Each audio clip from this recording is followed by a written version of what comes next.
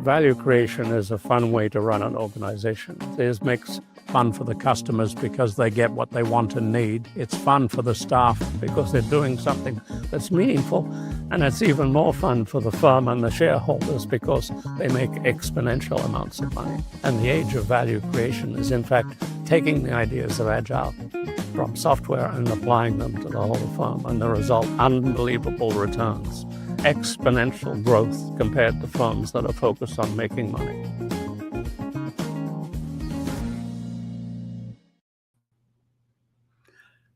Good morning, and welcome to the third webinar in our series about the age of value creation.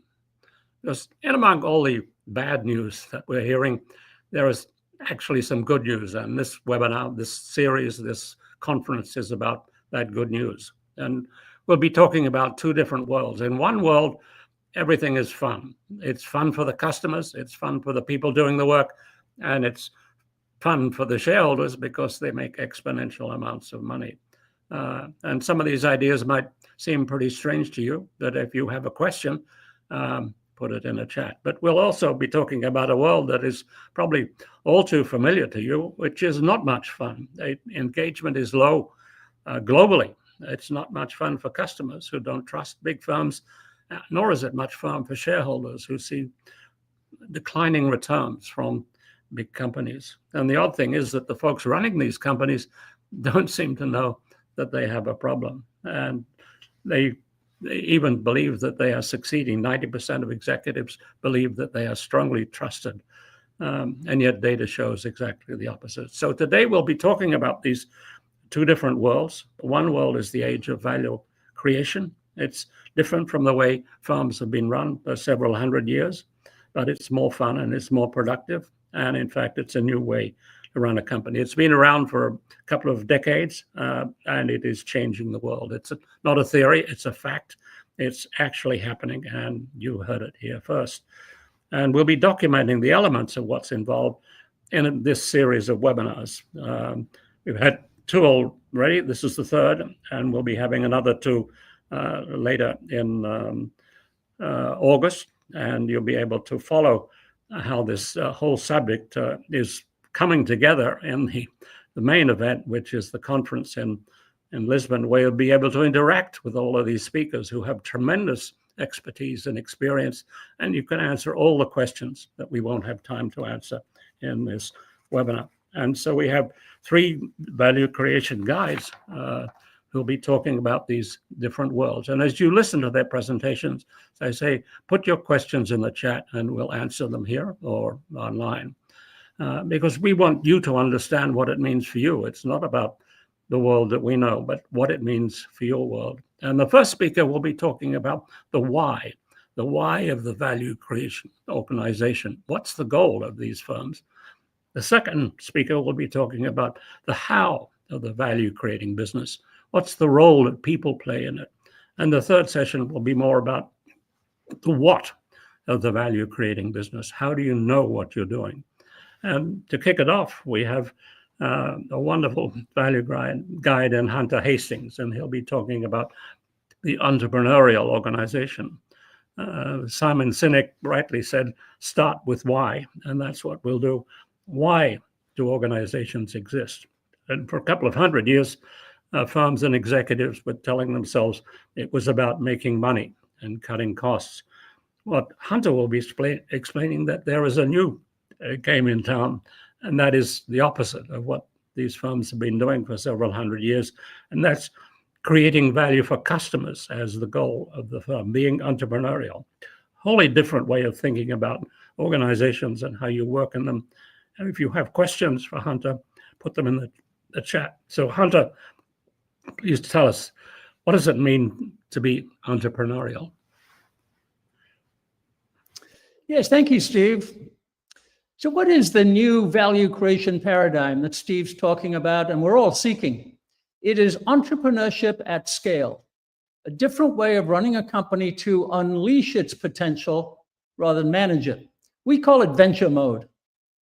Entrepreneurship at scale has never happened before because when companies get big, they self-impose layers of management and administration that stifle the very force that got them there. Entrepreneurship is misunderstood if you think of it as a process for startups or resource-constrained small businesses. In fact, it provides the energy and drive for growth and innovation at every scale, focusing intensely on what customers want and bringing them new ideas, new innovations, and new capital to tap into previously hidden pools of value. There's an intense focus and commitment, and it results in a new way of running companies. Listen to Andrej Karpathy talk about how differently Elon Musk companies run compared to conventional companies.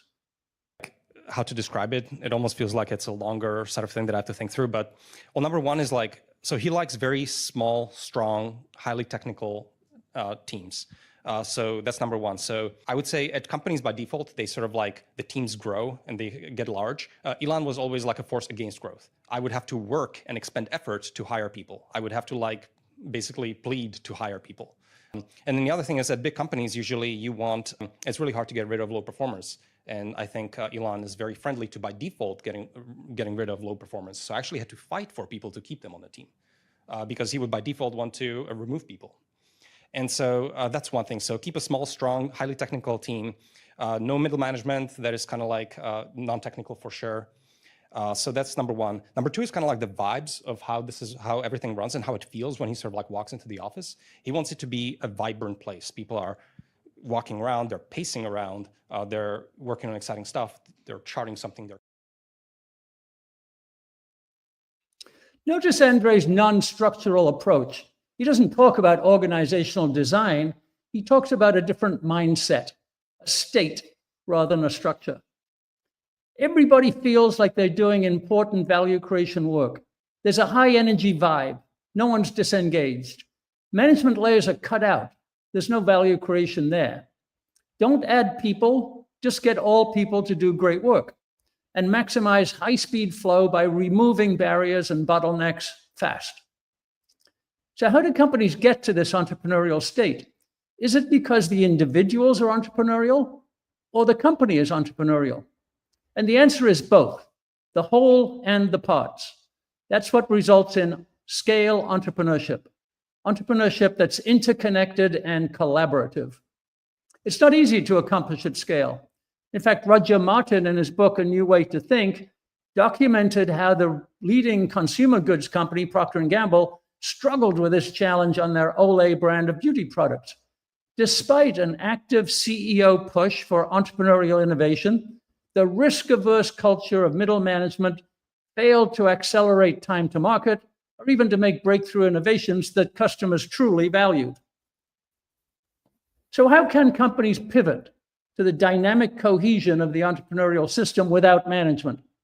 There are no generalizations and there are no consultant best practices. Those are dead ends. Every entrepreneurial pathway must be unique, but there are some principles. The first is total dedication to identifying and serving customer needs, to continually pursuing new value for customers rather than maintaining historical value. This requires intense gathering, processing, and responding to customer value signals. Entrepreneurial firms do this better than others. Second, the pursuit of innovative new value is uncertain. There are no statistical models to predict it for us. There are no established patterns. There's only contextual data and qualitative data where math and computational power don't help. The data respond to intuition and creative interpretation. We have to imagine future outcomes. There's no certainty and no control. Traditional corporations hate this. They want predictability. Entrepreneurial companies embrace it as the fountain of new and exciting ideas. Traditional decision-making can't help either. Progress comes through discovery, not through sound planning.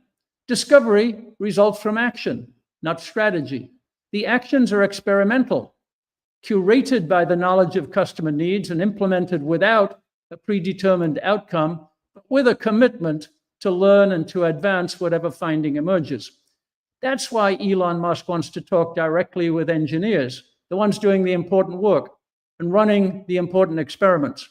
What might happen? What could happen? Entrepreneurial companies are excited to find out. And they live this culture of experiments in what's called the J curve, that period of time when the investment in the experiment is deep and the return is not yet proven. They're always running in this venture mode. And then two additional principles emerge. One is speed. It's imperative to advance through the J curve as fast as possible to minimize the investment losses. That's one reason to cut out all the layers that slow down decision-making. The second is aversion to waste. Anything that is not value creation activity is not tolerated, especially bureaucratic activity and administration, what Andrei Karpathy called non-technical work or middle management. So that's the entrepreneurial company, customer-driven, value creation focused, discovery-oriented, highly engaged, experimental, and flat. So I think we have time for one question, and one that came up is, how can you praise Elon Musk? He's a very controversial individual.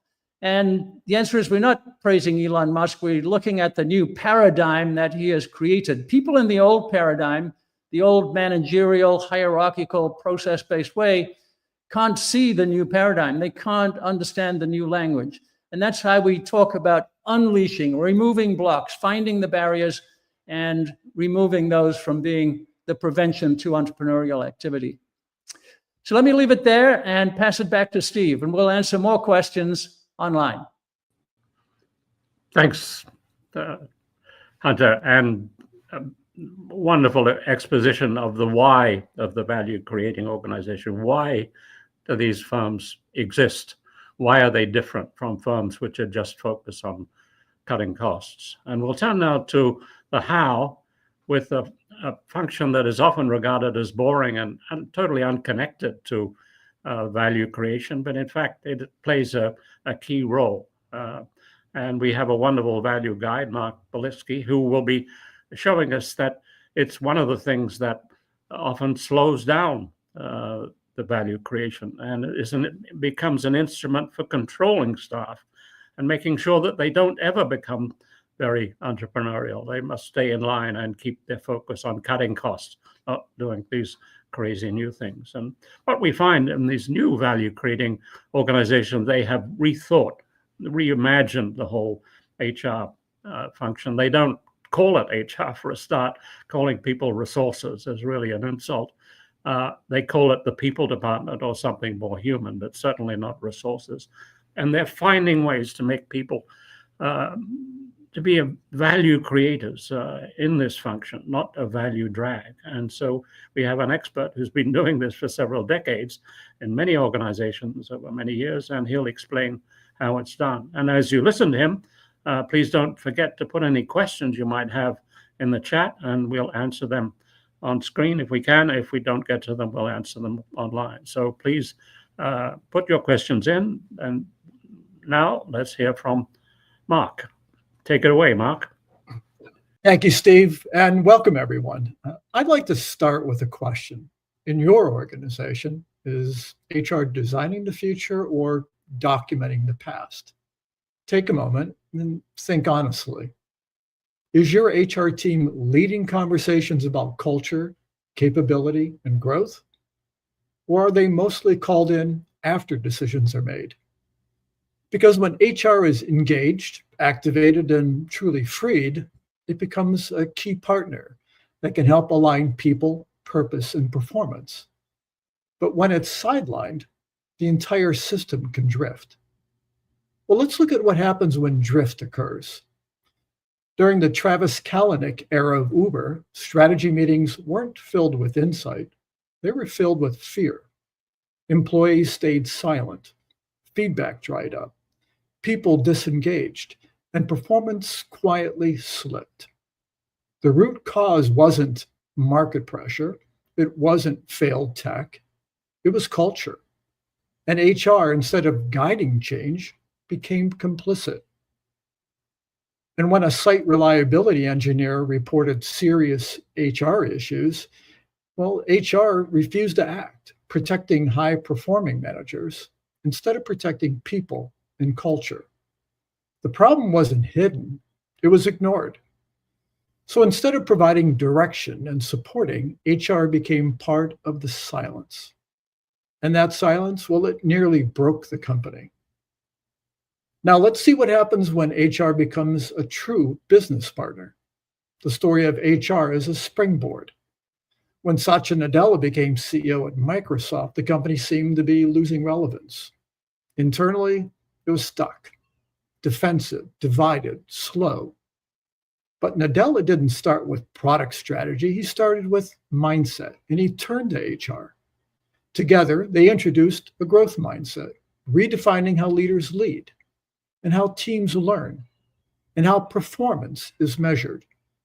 Performance reviews moved from judgment to development. Empathy became the leadership norm. Learning was no longer optional. It was operational. This wasn't a memo, it was a movement, and HR led it. The result? Well, Microsoft just didn't grow. It transformed into one of the most valuable and most admired companies. And not through code, but through culture, and with an activated, embedded, and engaged HR team. Well, let's hear directly from Kathleen Hogan, Microsoft's Chief People Officer. But that's how I had that first initial conversation with Satya about helping him come and lead HR. And as we furthered the discussion, he had a real sense very early on that he wanted to transform the culture, and that would be one of his core priorities in his CEO leadership role. And it's interesting with your background as an operator and kind of on the commercial side of the business. How did that prepare you as you moved into the CHRO seat? Because it used to be a fairly non-traditional, non-linear career path, but Right. these days we are seeing more of that, especially moving into the HR executive role. And so how did that kind of give you a unique advantage? Obviously also having worked with Satya, having the relationship in place. Right. How did that cross over for you? Yeah, on one level, there was an advantage, and then there was, on another level, a huge disadvantage where I was very grateful to have an incredible team that I relied on and an incredible set of colleagues as I stepped into the HR function. But leading services, I always said people are your product. You know, you're not selling cups and saucer, you're selling the expertise and the IP and the professionalism of the people. And so our strategy always was to attract, develop, and retain exceptional talent. And my HR partner was absolutely strategic. And so I always saw how that role could make a huge difference from a people perspective, aligning your people agenda to your business agenda, having that be inextricably linked and really using talent to change the trajectory of your business. So I think I came in with some of that. I also had a background in consulting that, in retrospect, I think served me well in terms of coming in and viewing everything as an opportunity to consult and bring people together versus owning it by myself. So the whole people agenda for the company has been owned by the SLT, and I viewed myself more as a consultant orchestrating that with Satya and the leadership team versus I own that by myself. So I think those have helped. But as I mentioned, I came in and I had just great team members who are experts in diversity and inclusion and comp and benefits, and talent and learning and a lot of those areas. So the lessons are pretty clear. HR serving as a business partner helped to enable trust, agility, and long-term performance. But when it's not, the cost is cultural and it can be catastrophic. So here's the springboard. If you are in HR, take the leap, step forward, be the voice for values, for capability, and for human-centered transformation. And as leaders, bring HR into your most strategic conversations. Because the future doesn't belong to the most optimized companies. It belongs to the most aligned, the most human. And HR, when it leads, can help you get there. Now let's look at some of the questions and we'll see if we can try to provide an answer. Here's a great question, and I think we'll just tackle this first. And it's regarding culture and value creation. What does that mean? Well, culture really isn't a side project. It's the engine of strategy, execution, and innovation. HR can lead by shaping environments of psychological safety and creating the freedom to act. Also, creating and maintaining trust-based cultures increases engagement, risk-taking, and creative contribution. And then lastly, when you think about value creation in HR, when people feel they belong, they don't just stay, they elevate the entire organization. But we're going to continue to address all the questions that are presented. And at this point, I'll hand it back to Steve. Thanks, Mark. It's a brilliant account of how the people dimension, the people department, the people aspect of work is a crucial part of value creation. And I hope as you listen to these talks, you're getting a sense that value creation is a multidimensional idea. It's not a question of doing one thing or two things. It's a change in the mindset, a change in how we think, how we act, how we speak, how we interact. And I hope that you see the commonality between the presenters in this series of webinars, that we're talking about the same subject. We're talking about the subject in an aligned fashion. And we'll be having 2 more webinars, at least on August 7th, we'll be tackling huge topic of AI. What is the role of AI in the value creating organization? And August 21, maybe even a bigger question for this group is, what is the transition? What is the transition from wherever you are now to where you want to get to be? You don't have Elon Musk as your CEO. What do you do with the world that you actually live in?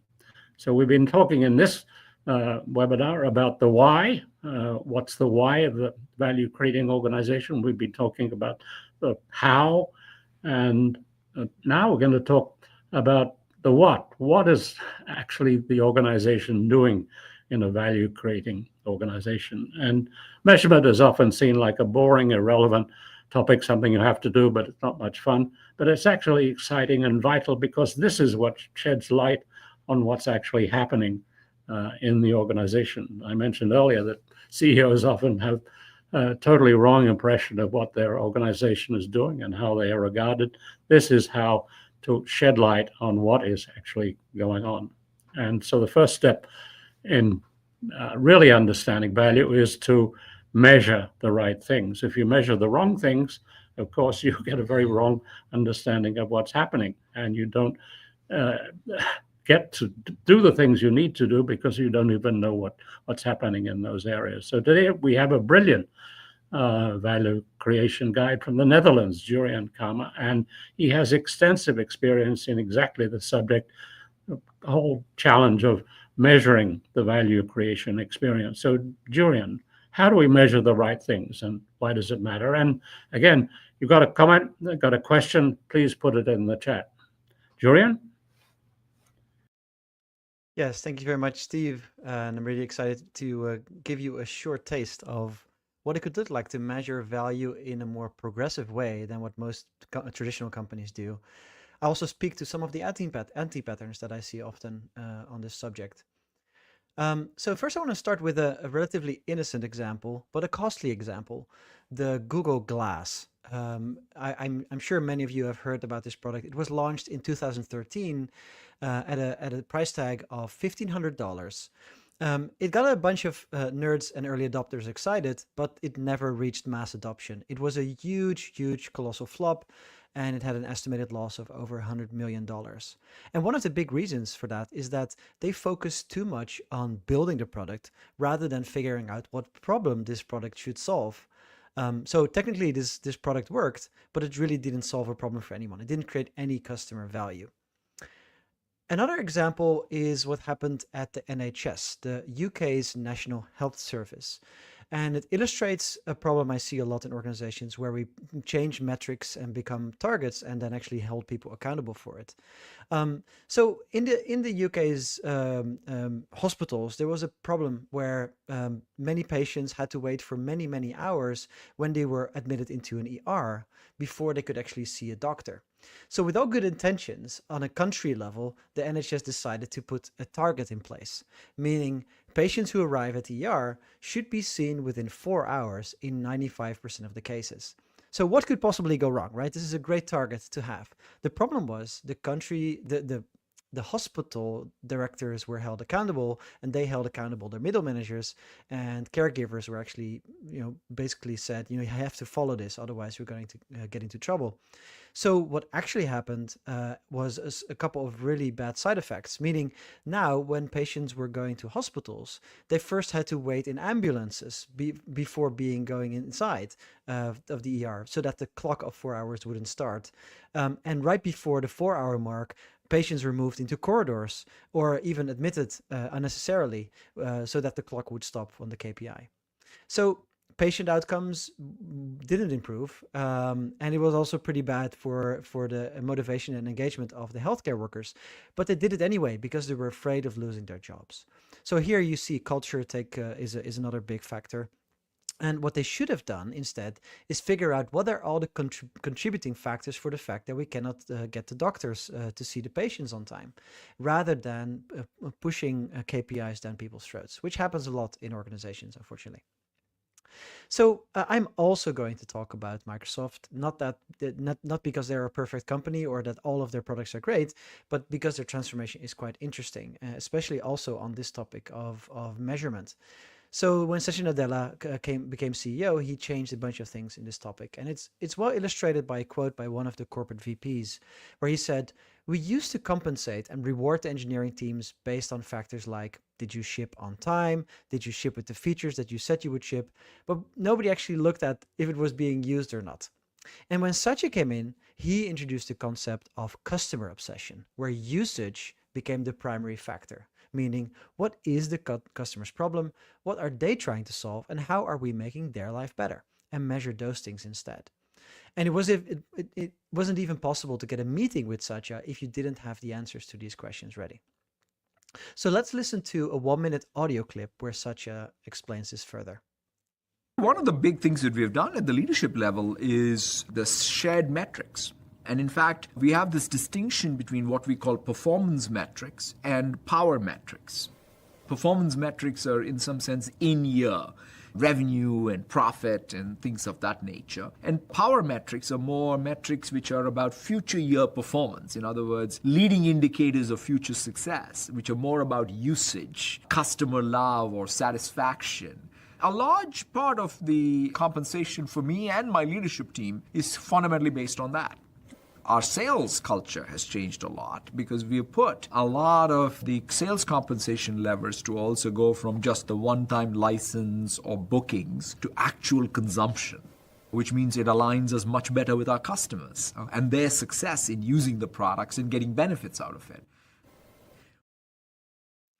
Yeah, so this illustrates what good looks like. And to make it a little bit more tangible, I want to show you an example from another well-known company called Spotify, where they have a whole metrics model where they figure out what is the actual thing that we should measure to figure out if the customers are experiencing value from our product. And the obvious metric that they have is time spent listening to music. They're following this every week and see if it's going up or down. But they also have a set of input metrics below that kind of builds up to this other metric. So the amount of listeners, both on the free and the paid tier, the listening frequency, how many sessions do people have per week, but also the content engagement. So how long does a listening session last? How many hours does it last? And then if you go even more detailed, all the teams have their own metric that they follow. And all of these are leading indicators that assume that when this goes up, there's more customer value created. And over time, there's obviously mid and long-term value that you still should measure, but it's not the thing that they focus on every day directly because it's not something they can influence. All right, to summarize what fast-growing value creation companies do, they focus on this question. What customer behavior indicates that people are actually experiencing value? And they build their metrics model around that. That means they have leading indicators that help people make the right decisions. And these leading indicators are treated as an hypothesis, inspected and adapted regularly. They're not fixed over time. It might change over time.